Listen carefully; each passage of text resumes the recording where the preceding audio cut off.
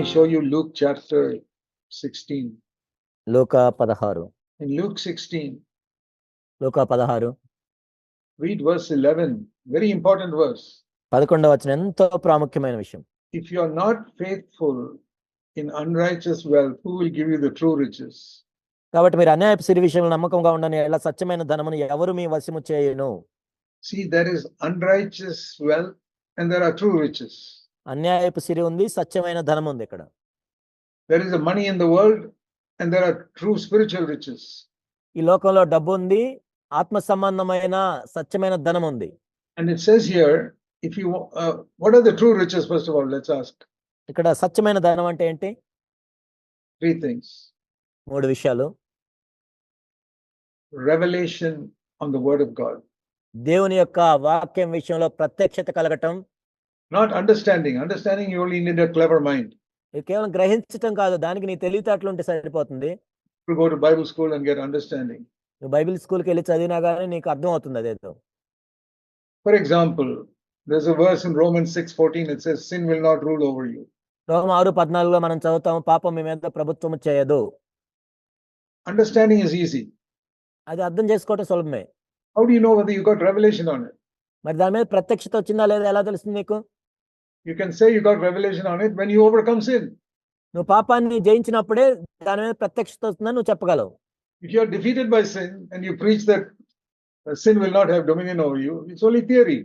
నువ్వు పాపంలో ఓడిపోతూ పాపం నీ మీద ప్రభుత్వం చేయదని నువ్వు బోధించినా కానీ అది కేవలం థియరీ మాత్రమే. True riches, first of all, is the revelation on the word of God. సత్యమైన ధనం అంటే మొట్టమొదటిగా దేవుని యొక్క వాక్యం విషయంలో ప్రత్యక్షతను పొందటం. For example, Romans 8:28. Roma 8:28. All God will make everything work for your good. కాబట్టి దేవుని ప్రేమించే వారికి సమస్తము సమకూడి మేలుకై జరుగును. You can memorize that verse. దాన్ని మనం ఏదో మెమరైజ్ చేయొచ్చు. But when you get revelation, you will give thanks for everything in your life. కానీ నీకు ప్రత్యక్షత కలిగినట్లయితే ప్రతి విషయంలోనూ కృతజ్ఞతాస్తుతులు తెలియజేస్తావు దేవునికి. When you don't have something, you'll give thanks. When you get something, you'll give thanks. నీకు లేనప్పుడు దేవునికి కృతజ్ఞత తెలియజేస్తావు, నీకు వచ్చినప్పుడు కృతజ్ఞత తెలియజేస్తావు. God makes everything work for your good. ఎందుకంటే సమస్తము మేలు కలుగుటకై సమకూర్చి దేవుడు జరిగిస్తాడు. That is the true riches, revelation on the word of God. సత్యమైన ధనం అంటే అది దేవుని యొక్క వాక్యం విషయంలో ప్రత్యక్షత పొందటం. Revelation that changes your life. నీ జీవితాన్ని మార్చివేసే ప్రత్యక్షత. Where sin does not rule you anymore. పాపము ఇక ఎన్నటికీ నీ మీద ప్రభుత్వం చేయనేరదు. Okay, secondly, రెండవదిగా revelation is the anointing of the Holy Spirit when we speak God's word. మనం దేవుని యొక్క వాక్యం మాట్లాడుతున్నప్పుడు పరిశుద్ధాత్మని యొక్క అభిషేకం మన మీద ఉండటం. I'm not talking about preachers. నేనేదో ఇక్కడ ప్రసంగాలు చేయటం గురించి చెప్పట్లేదు. All of you should share God's word with each other. మీరు అందరూ కూడా ఒకరితో ఒకరితో దేవుని యొక్క వాక్యాన్ని పంచుకోవచ్చు. You should share God's word with your children at home. మీ పిల్లలతో కూడా దేవుని యొక్క వాక్యాన్ని పంచుకోవచ్చు. Or when you talk to one another, you can share God's word. లేక మీ ఒకరితో ఒకరు మాట్లాడేటప్పుడు దేవుని యొక్క వాక్యాన్ని పంచుకోవచ్చు. But there must be an anointing on the word you speak. కానీ నువ్వు మాట్లాడే మాటలో దేవుని యొక్క అభిషేకం ఉండాలి దాని మీద. Not just something you say from your head. ఏదో నీ తలలో ఉన్న జ్ఞానాన్ని బట్టి మాట్లాడటం కాదు. You can read some history book in the school and you can say that from your head. మన పాఠశాల చరిత్ర పుస్తకం చదివి మనం గుర్తుపెట్టుకొని ఏదో చెప్పొచ్చు. But the Bible is not like that. కానీ బైబిల్ అలాంటి పుస్తకం కాదు. It must come as a revelation and with an anointing of the Holy Spirit when you speak it. కాబట్టి దేవుని యొక్క వాక్య ప్రత్యక్షత ఉండాలి. నువ్వు మాట్లాడేటప్పుడు పరిశుద్ధాత్మని అభిషేకం ఉండాలి. So that's the second riches, revelation and anointing of the Holy Spirit. ప్రత్యక్షత, పరిశుద్ధాత్మని యొక్క అభిషేకము. And the third most important. మూడవదిగా అతి ప్రాముఖ్యమైనది. The third riches is to partake of God's own nature. దేవుని యొక్క స్వభావంలో పాలివారగటం. How to get these 3 riches? ఈ 3 ధనములు ఎలా వస్తాయి? That when I read God's word, I get revelation. నేను దేవుని యొక్క వాక్యం చదివేటప్పుడు నాకు ప్రత్యక్షత రావాలి. That the power of the Holy Spirit comes upon me. పరిశుద్ధాత్మ యొక్క శక్తి నా మీద ఉండాలి. And I become partaker of God's nature. దేవుని యొక్క స్వభావంలో నేను పాలిభాగస్తుడై ఉండాలి. How to get it? ఎలా పొందాలి? The 3 true riches. ఈ 3 సత్యమైన ధనాన్ని ఎలా పొందాలి? One condition. ఒకటే షరతు. Be faithful with money. డబ్బు విషయంలో నమ్మకంగా ఉండాలి. So, అంతే. don't cheat anybody. ఎవరిని మోసం చేయొద్దు. Don't tell lies in relation to get money.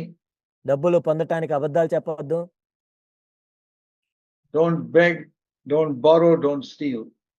కాబట్టి మీరు అడుక్కోవద్దు, లేకపోతే అప్పు చేయొద్దు, దొంగతనం చేయొద్దు. And if you borrow, return as soon as possible. ఒకవేళ మీరు అప్పు చేసినట్లయితే వీలైనంత త్వరగా ఇచ్చేయండి.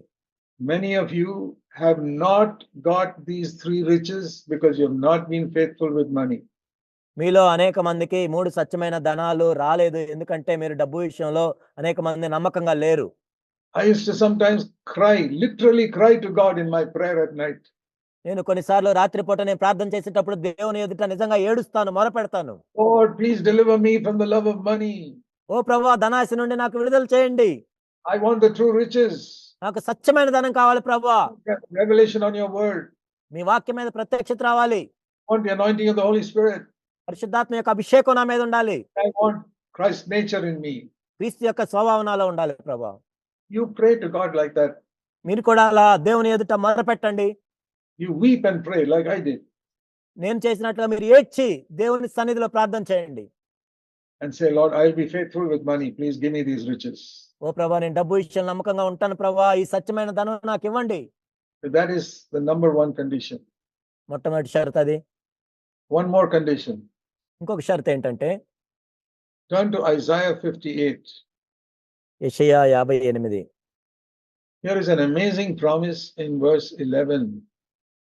11వ వచనంలో ఎంతో అద్భుతమైన మాట ఉంది, వాగ్దానం. Just imagine if this verse 11 becomes true in your life. ఈ 11వ వచనము మీ జీవితంలో నిజమైనట్లు మీరు ఒక్కసారి ఊహించుకోండి. Read it spiritually. ఆత్మ సంబంధంగా మీరు Isaiah 58 verse 11. యెషయా 58, 11. The Lord will continually guide you spiritually. యెహోవా నిన్ను ఆత్మీయంగా నిత్యము నడిపించును. All the time he'll guide you where to do, how to live. ఎప్పుడు నడిపిస్తాడు, ఎక్కడ ఉండాలి, ఎలా ప్రవర్తించాలి, ఎలా నిర్ణయం తీసుకోవాలని. And next sentence, when you become dry in dry places, he will satisfy your desire and bless you. క్షామకాలమున ఆయన నిన్ను తృప్తిపరిచి నీ ఎముకలను బలపరచును. And next sentence, he'll give you health in your body, strength in your bones. కాబట్టి నీకు నీ ఎముకలకు బలపరుస్తాడు, నీకు ఆరోగ్యం ఇస్తాడు. And the result will be, you will not be like a dry garden. Next sentence, you'll be like a watered garden. కాబట్టి అప్పుడు నువ్వు ఎండిపోయిన తోటలాగా ఉండవు, కానీ నీరు కట్టిన తోట వల్ల ఎప్పుడు ఉబుకుచుండు ఉంటావు. You see the difference between a dry garden, everything dried up, and a watered garden, all the flowers and the fruit and all beautifully there. మీకు వ్యత్యాసం తెలిసిన ఒక ఎండిపోయిన తోటకి లేకపోతే నీళ్లు పెట్టిన తోటకి ఫలాలు అన్నీ ఉంటాయి. God wants your life to be like a watered garden with fruit and flowers coming out spiritually in your life. దేవుడు ఏం కోరుకుంటున్నా అంటే ఆత్మ సంబంధంగా నీ జీవితము నీరు కట్టిన తోట వల్లే ఆత్మ సంబంధమైన ఫలాలు ఫలించాలని కోరుకుంటున్నాడు. Not only that, it says you'll be like a spring of water whose waters never fail. అంత మాత్రమే కాదు, ఎప్పుడు ఉపుకుచుండే నీటి ఓట వలెనే ఉంటావు. That means from your life, waters will flow out to water other people. కాబట్టి నీ జీవితం నుండి ఆ నీళ్లు వెళ్ళి వేరే వాళ్ళ జీవితాల్లో దాహం తీరుస్తాయి. Spiritually. ఆత్మ సంబంధంగా. What is the condition? కాబట్టి ఏంటి షరతు ఇక్కడ? Listen to one important condition. ఇక్కడ ఎంతో ప్రాముఖ్యమైన షరతు ఉంది, వినండి. Verse 9.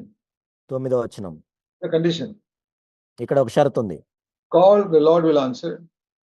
అప్పుడు నీవు మొరపెట్టగా ఆయన, if you cry, he'll say, here I am. నేను ఇక్కడ ఉన్నాను అంటాడు. But you must stop pointing the finger at other people. కాబట్టి ఇతరులను బాధించుటయు, వేలు పెట్టి చూపి తిరస్కరించుటయు. You see that there? Stop pointing the finger at other people. కాబట్టి వేరే వాళ్ళ వైపు వేలు పెట్టి చూపించొద్దు. You have the habit of pointing the finger like Adam pointed at Eve. ఆదాము అవ్వ వైపు వేలు చూపించినట్లుగా అలవాటు నీకు కూడా ఉందా? She is the woman. ఆమె ఈ స్త్రీ. She did it. ఆమె చేసింది. You point to your wife like that. నీ భార్య వైపు వేలెత్తి అలా చూపిస్తున్నావు నువ్వు. Point to your husband like that. నీ భర్త వైపు వేలెత్తి చూపిస్తున్నావా? You point at the elders like that. లేకపోతే సంఘ పెద్దల మీద వేలు పెట్టి చూపిస్తున్నావా అలా? Point at somebody else. లేకపోతే వేరే వాళ్ళ మీద వేలు పెట్టి చూస్తున్నావు అలా? Stop pointing the finger.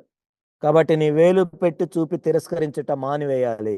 Turn that finger round and let it point at yourself and you judge yourself. ఆ వేలు ఇటు తిప్పి నిన్ను నీవు పరీక్షించుకోవాలి, తీర్పు తెచ్చుకోవాలి. I'm telling you what I have practiced for many, many years, nearly 50 years. 50 సంవత్సరాలుగా నేను ఏదైతే చేస్తున్నానో దాన్నే మీకు చెప్తున్నాను. That is what has changed my life. అదే నా జీవితాన్ని మార్చివేసింది. My ministry did not come by going to any Bible school నా పరిచర్య ఏదో నేను బైబిల్ స్కూల్కి వెళ్ళి నేను తర్ఫీదు పొందినందుకు రాలేదు. or even with head knowledge of the Bible. లేకపోతే బైబిల్కి సంబంధించిన బాహ్య తల సంబంధమైన జ్ఞానాన్ని బట్టి నా పరిచర్య లేదు. My ministry came by being faithful with money, నా పరిచర్య ఎలా వచ్చిందంటే డబ్బు విషయంలో నమ్మకంగా ఉన్నదాన్ని బట్టి, by judging myself and not judging other people. నన్ను నేను తీర్పు తీర్చుకుంటూ ఇతరులను తీర్పు తీర్చకుండా ఉన్నదాన్ని బట్టి.